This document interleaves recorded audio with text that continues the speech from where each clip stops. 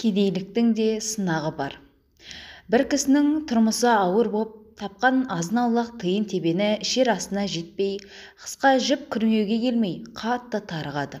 Сонда әйелі оған үйдегі сатуға болатын заттарды түйіншекке орап беріп, сатып ақша қыл деп базарға жұмсайды. Әлгі кісі сатарын сатып, түскен ақшаға азық-түлік алуға беттегенде, алдынан бір қайыршы шығып, "3 күннен бері тамақ жегенім жоқ, садақа берші" деп сұрайды. Зат сатқан кісі оған жаны ашып, ақшасының жартысын бергелі тұрып, 3 күн тамақ ішпеген адамға бұл ақша не болады деп ойлайды да, ақшасын түгел береді. Үйіне келіп, әйеліне жағдайын баяндайды.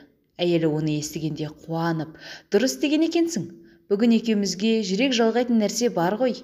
Ертең тағы көре жатармыз" дейді. Ертесіне тағы да үйдегі қалған заттарды базарға сатуға күйеуіне беріп жібереді.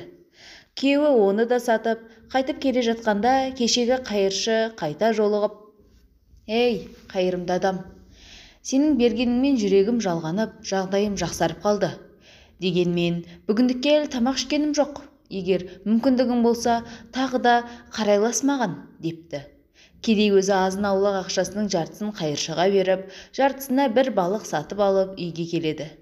Әйелі балықты тазалап жатып, "Әй әкесі, мұнда кел. Біз енді баймыз. Міне, балықтың ішінен асыл тастар шықты" деп қуана айғайлап жібереді.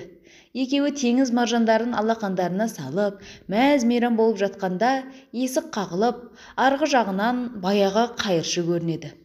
Үй иесі оны құшақтап алып, "Кір бері, енді сен де, мен де кедейліктен құтылдық. Мына дүние екеумізге де жетеді" дейді. Сонда қайыршы, "Дүниең өзіңе бұйырсын. Мен ешқандай да қайыршы емеспін.